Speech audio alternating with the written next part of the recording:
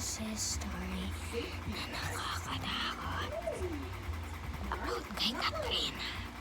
Si Katrina ay isang babaeng nakakatakot.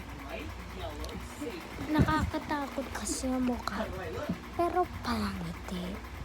Wala siyang kaibigan, ngunit nakakaintindi. Isang araw, umuwi si Katrina ng alas 6:30 ng gabi. Sabi ng kanyang nanay, "Kumain ka na, Katrina. Kanina pa kami nag-aantay sa iyo." Sabi ni Katrina, "Opo, Mama." Habang siya'y kumakain mag-isa, may narinig siyang parang kumakatok sa kisame. Ganon yung tunog. Pero hindi namin alam kung siya'y nakulong o kaya namatay. Kaya sinubukan niyang umakyat sa third floor. Wala namang tao.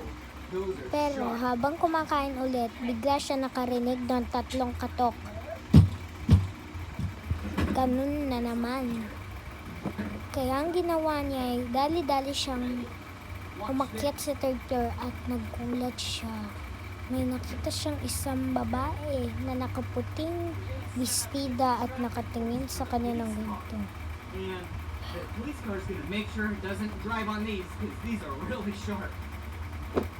Dilat na dilat ang mata at mukha pang nakanganga ang bibig, parang gato.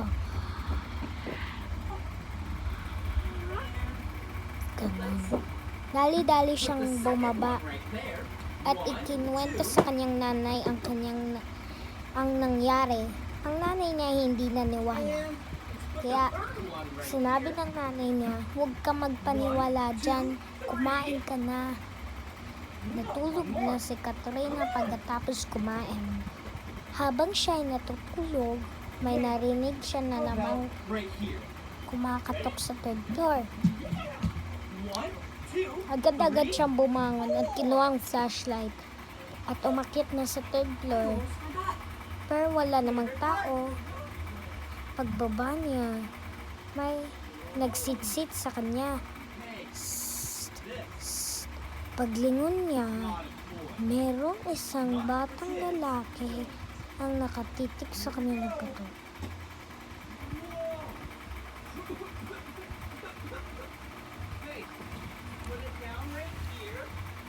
Natakot siya at dali-daling ikinuwento sa kanyang nanay ang nangyari. Kanyang nanay gulat na gulat dahil sinabi na niya ang kwento.